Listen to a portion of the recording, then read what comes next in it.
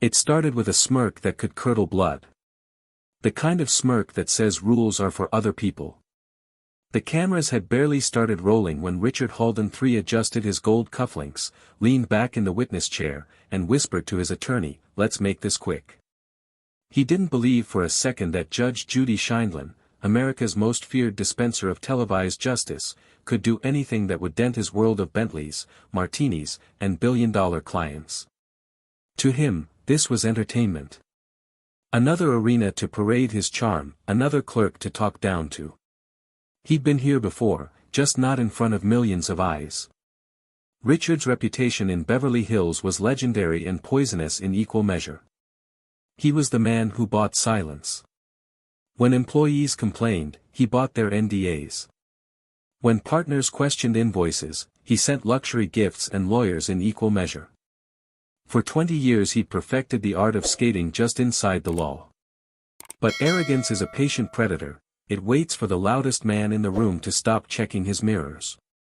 And when the summons from Judge Judy landed on his glass-topped desk, Richard laughed so hard his assistant thought he was choking. "A TV judge," he said. "Perfect. I'll turn it into free PR." He strutted into the courtroom like it was a red carpet gala. The cameras loved him, he loved them more. His linen suit glowed under the studio lights, and his smile, so rehearsed, so mechanical, reflected off every lens.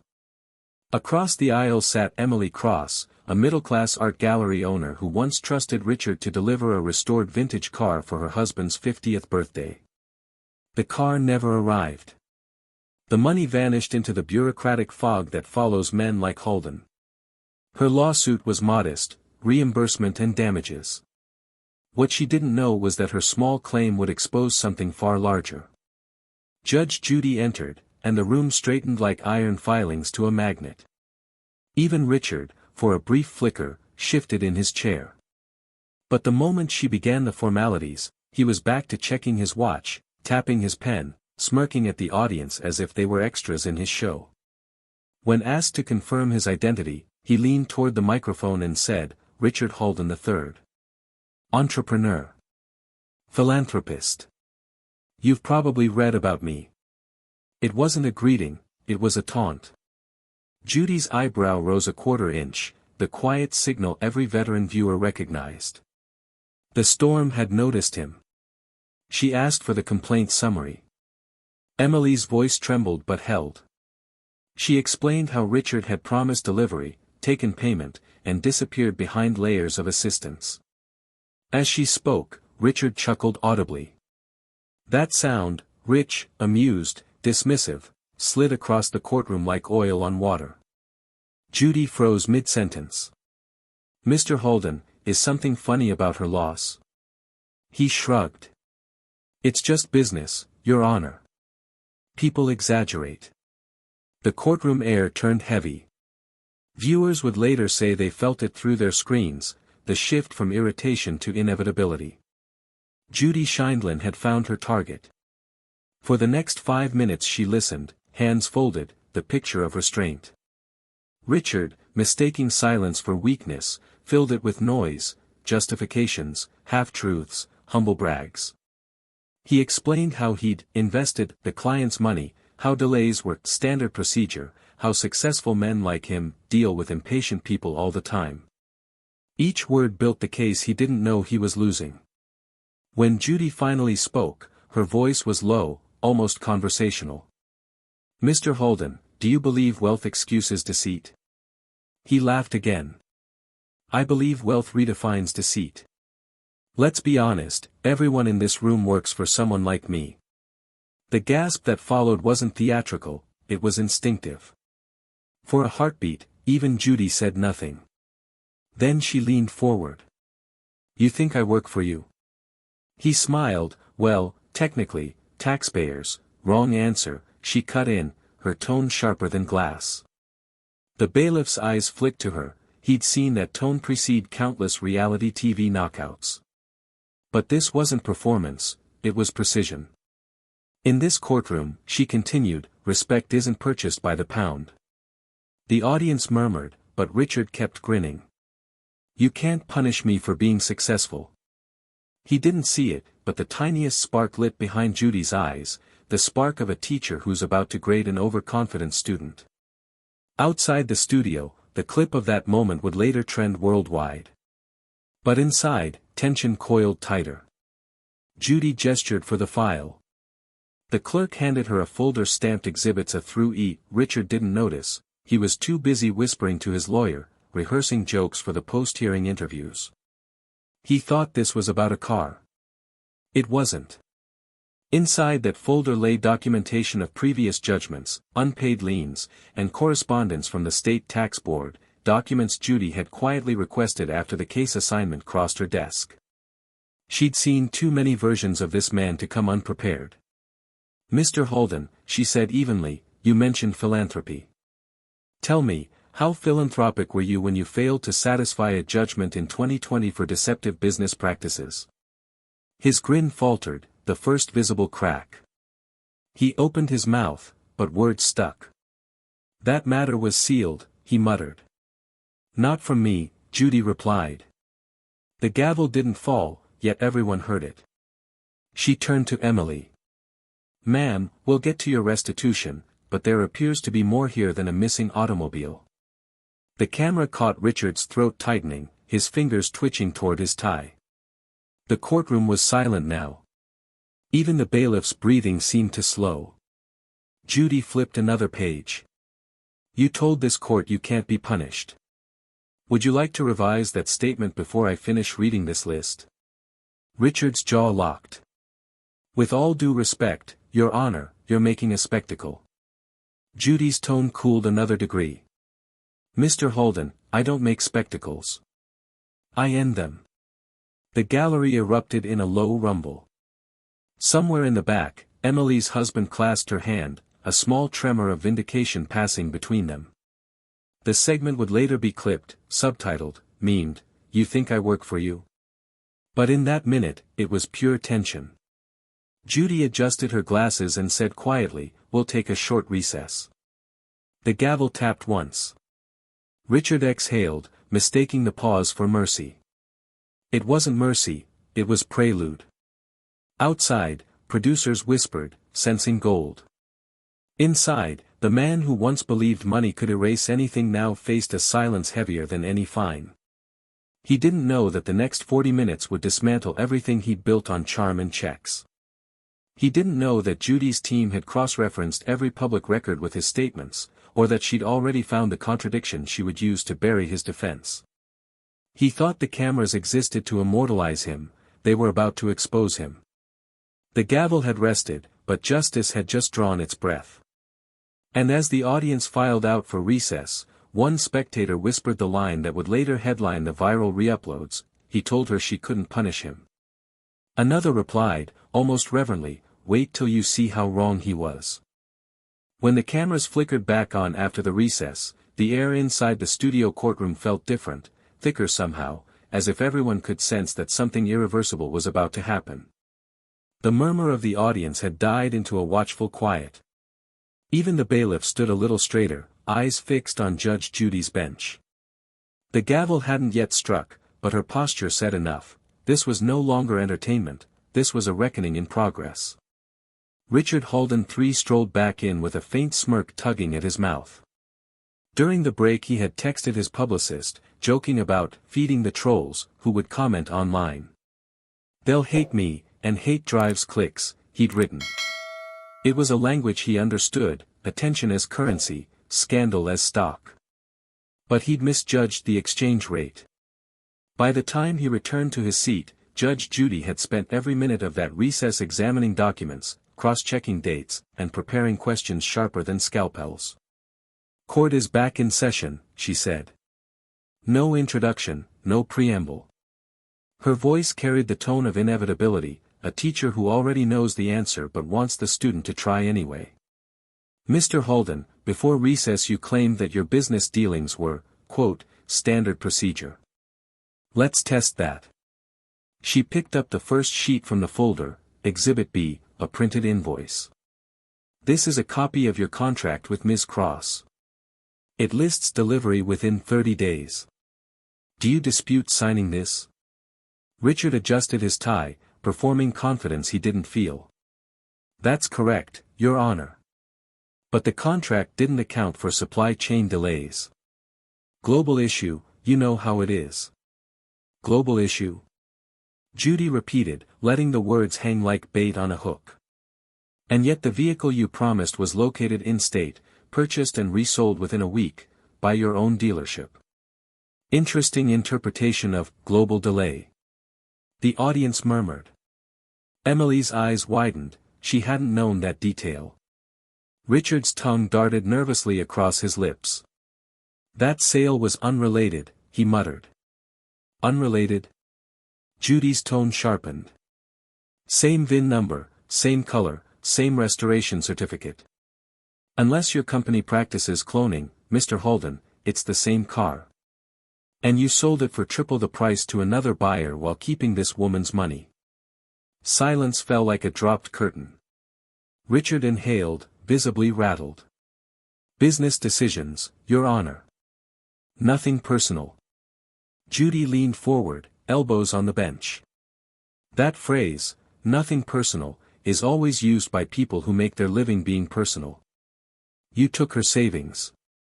You lied about delays. And when confronted, you called it business. You understand, Mr. Holden, that's not entrepreneurship, that's deceit. For once, he didn't have a clever retort. His eyes flitted toward the cameras, as though seeking sympathy from an invisible audience. But this wasn't the boardroom or the golf club, this was a place where ego was currency only if the judge accepted it. And she wasn't buying. Judy turned to Emily. Ma'am, did you ever receive communication regarding this second sale? Emily shook her head. No, Your Honor. The last message I got was that the car was in transit. Transit, Judy repeated, then looked back at Richard. Transit to a wealthier buyer, I assume. The laughter from the spectators was quick and sharp, like the pop of a whip. Richard tried to hide his flinch. I don't appreciate being mocked, Your Honor. Then you'll hate what comes next, Judy said. She flipped to another page, bank statements. According to these, your company accepted the funds, transferred them to a shell LLC, and closed the account within 72 hours. Care to explain? Richard leaned back, eyes darting. That's standard asset management. Asset management? Judy's voice was rising now, controlled but cutting. It's theft wearing a tie. You've built your empire on the assumption that paperwork and polish disguise exploitation. Well, consider that illusion officially revoked. Every word landed like a gavel strike. The audience was spellbound, they weren't just watching a case, they were watching a performance of power shift hands. Richard's smirk had evaporated, replaced by a cold sheen of sweat. The millionaire who once claimed no one could punish him now resembled a schoolboy cornered by a headmistress with perfect memory. Let me tell you something, Mr. Holden, Judy continued, voice calm again but with that lethal precision she reserved for lessons that lasted. This courtroom doesn't bend to income brackets. You are not an exception. You are an example. He bristled. Your Honor, I don't deserve to be publicly humiliated. Oh, you're not being humiliated, she replied smoothly. You're being educated. The humiliation is optional. That line would later flood social media, printed over slow-motion clips of Richard's defeated expression. But at that moment, it felt like the floor had dropped out from under him. He crossed his arms, looking anywhere but at her. Judy flipped through the papers again, pausing only long enough to glance at him over the rim of her glasses. Now, she said, let's address your statement before recess, that I, and everyone else here, work for you. Do you wish to stand by that? He hesitated. Pride waged war with survival. I was speaking figuratively, he said finally. A joke. I didn't laugh, Judy said simply. Neither did Justice. Gasps, muffled laughter. Judy pressed on. The difference between power and privilege, Mr. Holden, is accountability. Power serves others. Privilege serves itself. You've spent your life confusing the two. The gavel hadn't yet come down, but the verdict had already begun to crystallize. The courtroom buzzed with the electric hush that precedes collapse, the realization that the arrogant man in the linen suit wasn't untouchable after all. Your Honor, I've contributed millions to charities, Richard said suddenly, grasping for moral cover. I employ hundreds of people. And how many have you fired for disagreeing with you? She countered instantly. Charity given from guilt is just laundering in a nicer font. That line drew applause, rare and risky during taping, but Judy let it roll. She'd earned it. Richard's eyes flashed, the mask cracking at last. You can't talk to me like this, he said. Correction, Judy replied, I just did. Then she leaned back, folding her hands. Mr. Holden, we're not finished. I've read your prior cases. You have a pattern of settlements designed to silence plaintiffs. This time, you won't have that luxury. Today, transparency is mandatory. He opened his mouth, then shut it. The first glint of fear appeared. Not for the money, but for exposure, the one punishment he'd never prepared for. Wealth had insulated him from consequence his entire life, but this was different. Judy Scheindlin was not another lawyer to outspend, she was the mirror he couldn't bribe. Here's what's going to happen, she said. I'm going to read into record the details of your prior judgments. You may object, but understand, every word you speak will remind the world of who you are. So choose carefully. The bailiff handed her another stack of papers. Cameras zoomed in. Richard swallowed hard. And before we begin, Judy added, her tone dropping to a whisper that somehow filled the room, remember this, when you said I couldn't punish you, you didn't challenge my power, you challenged my patience. That was your real mistake. He blinked, caught between indignation and disbelief. The courtroom was a pressure cooker, every second another ticked toward combustion. For the first time since entering, Richard Holden III looked genuinely small. His fingers fidgeted with his cufflinks, the gold flashing under the lights like fool's treasure. And as Judy prepared to read the first record aloud, the audience leaned in, breath held. They all knew it now, the fall had begun, and there was no buying his way back up. Judge Judy sat perfectly still for a long moment, her fingertips resting on the edge of the file. The cameras caught her profile, the calm of a surgeon before an incision. When she finally spoke, her tone was steady, deliberate, and cold enough to make the air vibrate. Mr. Holden, since you've expressed such confidence in your immunity to punishment, we'll start with a little refresher on accountability. She lifted the first page, holding it high enough for him to see his own letterhead printed across the top. Case number 12 to 9441. 2 years ago you settled out of court with a contractor for unpaid invoices totaling $87,000. Settlement amount, $40,000. No record of payment. Does that sound accurate? Richard cleared his throat. That matter was resolved privately. Privately, Judy repeated. Meaning quietly. Meaning out of sight. Meaning unfinished. She placed the page on the bench with a deliberate tap. Let's move on. Case number 14 to 1027, an employee lawsuit alleging wrongful termination and harassment. Settled again, under confidentiality. But court records are public. I can read the complaint if you like. I don't think that's necessary, he said quickly. Of course you don't, Judy replied. Because every settlement you buy is another brick in the wall between you and responsibility. She didn't look up from the file, she didn't need to. The room was silent except for the shuffle of paper and the slow creak of Richard's chair as he shifted.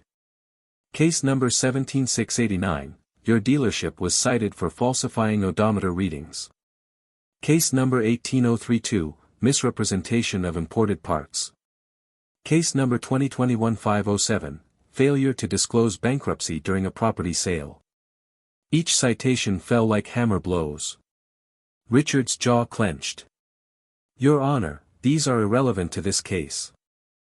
They're relevant, she said, because they reveal a pattern, and patterns tell us whether a person's wrongdoing is accidental or habitual. I'm looking at habit, Mr. Holden.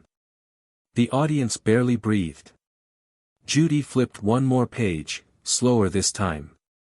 And then there's this, a letter from the State Revenue Office. You currently owe $212,000 in back taxes. Shall I read that aloud? Richard's voice dropped. That's under appeal. Then consider this part of your education in humility, Judy said. When you lie to this court about your character, you invite me to teach you the truth.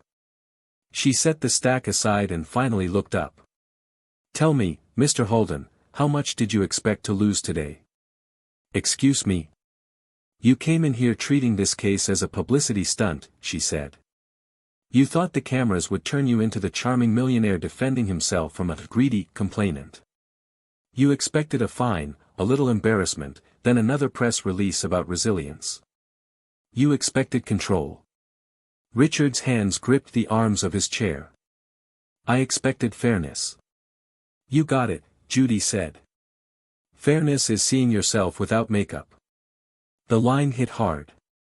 Somewhere in the audience someone exhaled audibly. Richard opened his mouth to speak, but the sound that came out was small and brittle. I'm not the villain you're painting, Judge. I've made mistakes, but... Mistakes are for people who learn, she interrupted. You've made a business model. The words sliced the air cleanly. Judy stood then, an uncommon move that sent a ripple through the room. She walked to the edge of the bench and looked directly at him. When you told me I couldn't punish you, what you really said was that no one ever had. Every time you bought silence, every time you settled instead of admitted, you reinforced the illusion that you were untouchable. But illusions only survive in darkness. Today, there are lights. Her gaze shifted toward the cameras, then back to him. Do you understand what those lights mean, Mr. Holden? They mean people see you now. All the money in the world can't buy invisibility here. The effect was visible, his shoulders sagged, his eyes darted downward. For the first time, he looked like a man realizing there was no exit. Judy returned to her chair and resumed her calm tone. Now, before we decide restitution, I'll allow you one opportunity to speak directly to the plaintiff. Emily hesitated, unsure. Judy nodded encouragingly. Go ahead, Mr. Holden. He swallowed, voice thin. Ms. Cross, I regret the misunderstanding. Regret the misunderstanding? Judy cut in, incredulous. That isn't an apology, it's an evasion. Try again. Richard blinked. The camera zoomed closer. I'm sorry for the inconvenience. Inconvenience, Judy echoed. You took her savings. You sold her car to someone else. You humiliated her in front of millions. The word you're searching for is not inconvenience. It's betrayal. Say it. Richard stared at her, lips pressed. Your Honor. Say it. The silence was unbearable. Finally, through clenched teeth, he muttered, betrayal. Better, Judy said. Now say the second word, sorry. His voice cracked. Sorry. And just like that, the sound of those two words, so small against his usual bravado, broke something invisible in the room. The audience didn't cheer, they simply watched, spellbound, as if witnessing the unmasking of a myth. Judy leaned back again, satisfied but unsmiling. Mr. Holden, what you feel right now is what accountability tastes like. It's bitter because it's real. You've spent decades seasoning your conscience with excuses, but truth has no sugar. Emily's eyes glistened. For her, this wasn't revenge, it was recognition. Judy turned to her gently. Ms. Cross, you will be repaid in full, plus damages and costs. But that isn't the most important outcome here. What matters is that the man who once believed no one could punish him just punished himself with his own arrogance. Richard's face was pale now. This isn't justice, he murmured. This is humiliation. Judy's tone softened, but only slightly. Justice often feels like humiliation to the guilty. You can't separate the two. One is the medicine, the other is the symptom. The words hung in the air. Somewhere outside the courtroom, the network producer signaled the editor to mark the moment. They knew they'd found the heart of the episode. But inside, no one moved. Judy's gaze stayed fixed on Richard, unflinching, until he finally looked away. Now, she said quietly, you're going to hear my ruling. And when you do, remember every word you spoke before this hearing began, because they're about to echo back louder than you imagined. He nodded stiffly, jaw tight, a man grasping at composure while his empire of confidence collapsed around him. Judy reached for the verdict form. The pages rustled like distant thunder. You told this court you couldn't be punished, she said, signing her name with a flourish. Consider this an introduction to reality. The gavel struck once, sharp, final, reverberating through the room. But she wasn't done. As the echo faded, Judy looked up again. Mr. Holden, remain seated. The financial ruling is only half of your sentence. The rest concerns your conduct. The audience stirred. Richard blinked. My conduct? Yes, she said. The part of punishment money can't buy your way out of.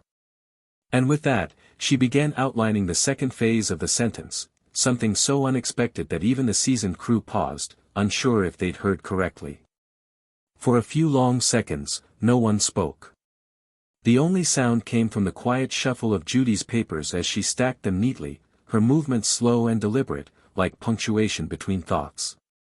Then she lifted her gaze to Richard Holden, who sat motionless, an expensive statue of denial. Mr. Holden, she began, her voice steady but carrying the gravity of final judgment, your arrogance doesn't end with money, so neither will your punishment. He blinked. Your Honor, I've already agreed to repay. I'm not finished, she interrupted. You've spent your entire life believing you could outsource morality. Write a check, erase a consequence, hire an apology. That ends today. The room was silent enough to hear the faint buzz of the overhead lights. Judy continued, you will, of course, repay Ms. Cross in full, principal, damages, and fees. But beyond that, I'm ordering 100 hours of community service. Not behind a desk, not in an office. You will report to the Southside Auto Vocational Program, where teenagers from low-income families learn to repair cars. You will assist as a volunteer mechanic under the supervision of their director. Richard's face was drained of color. That's absurd. I have businesses to run. You had ethics to run too, Judy said coldly. You neglected both. A soft ripple of laughter passed through the spectators. Judy leaned forward. You claim to be an entrepreneur. Let's see what you can build without money, only hands, humility, and time. He shook his head. That's beneath me. And that, Judy said, is exactly why you're going to do it. Consider this lesson number 2, work only becomes beneath you when character does too. The audience held its breath. It wasn't cruelty, it was the symmetry of justice. For once, the punishment wasn't about headlines or dollars, it was about confrontation with truth. Judy signed the order, her pen moving with surgical precision. Your compliance will be verified weekly. Failure to complete this will result in contempt proceedings. I trust you understand what that means. Richard sat frozen, eyes unfocused, his arrogance dissolving into something smaller, confusion, maybe fear. You can't make me scrub cars for kids, he said softly, the old defiance flickering one last time. Judy folded her hands. Watch me. The gavel hit the block with a single, echoing crack. The sound rolled across the courtroom like a closing door, the unmistakable finality of power exercised without spectacle. The millionaire who believed no one could punish him now faced a sentence that money couldn't dilute, spin, or settle. And the silence that followed wasn't just his, it was the silence of realization, the moment when the untouchable finally touches the ground. The clip went viral before the court transcripts were even filed. Within hours, millions had watched the moment Judge Judy said, "Watch me." It was replayed, remixed, and subtitled in half a dozen languages. The internet, that merciless arena of instant judgment, crowned it the greatest courtroom takedown of the decade. But beyond the laughter and headlines, something more lasting began to happen. People didn't just mock Richard Holden, they studied him. He had become a living example of how arrogance looks when it finally meets gravity. In Beverly Hills, reporters camped outside his showroom. His publicist, once so confident, issued a statement calling the decision deeply unfair, but even the media that once flattered him turned. Articles appeared, from millionaire to mechanic, the fall of Richard Holden III. Customers cancelled orders, investors distanced themselves. His face became a meme, the frozen moment when disbelief shifted to dread. For the first time in his adult life, Richard's name wasn't a brand, it was a warning. A week later, he stood at the gates of the Southside Auto Vocational Program. Gone was the linen suit. In its place, gray overalls, work gloves, oil-stained and 2 sizes too large. The director, a patient man named Thomas Grant, greeted him without ceremony. "You're the guy from TV," he said, handing him a wrench. "We've got transmissions waiting." Richard tried to laugh, but it came out as a cough. The shop smelled of motor oil and metal dust, the kind of place where hands mattered more than titles. Around him, students no older than 19 moved between workbenches, focused and disciplined. No one asked for selfies. No one cared about his wealth. In that room, he was simply another man learning the difference between effort and excuse. The first days were agony. The tasks were simple, lifting, cleaning, tightening bolts, but the humility was not. His palms blistered, his back ached, and his pride screamed with every scrape of the wrench. But with each passing hour, the noise inside him began to fade. For the first time, no assistant hovered, no lawyer translated his failures into strategy. There was only work, honest, repetitive, cleansing. A week became a month. The gossip faded, the news cycle moved on. Yet within the shop, something unexpected bloomed. Richard started listening. He began asking the young mechanics questions, learning how they balanced classes with night shifts, how they saved for tools they couldn't afford. They didn't mock him, they simply worked beside him. And somewhere between the grease and silence, the man who once believed himself untouchable began to understand the simple truth he'd spent decades avoiding: respect isn't purchased, it's practiced. When his 100th hour ended, Thomas Grant handed him a clipboard for sign-off. "You finished," he said. "You can go back to your world now."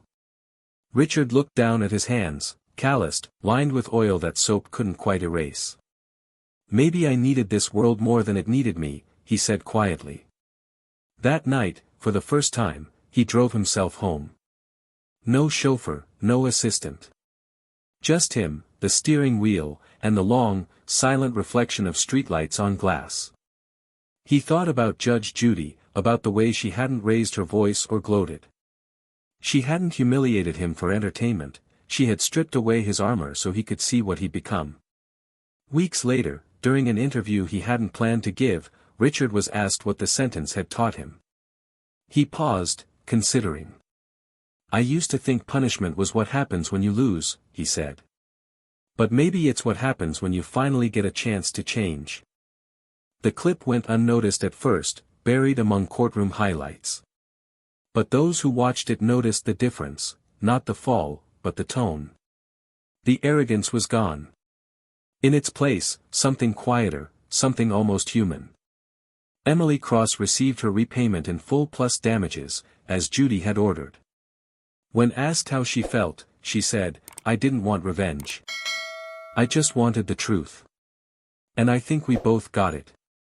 Judge Judy moved on to her next case, unshaken as ever, her bench as firm and her gavel as final. But in the endless churn of viral moments and moral soundbites, one quote from that episode endured. It wasn't the insult, or the outrage, or even the punishment. It was the single line she had spoken before lowering the gavel for the last time. You can't buy silence from justice. Eventually, it always raises its voice. For Richard Halden, that voice had come from a woman half his size but twice his strength, and from the echo of a sentence that didn't need to shout to be heard around the world.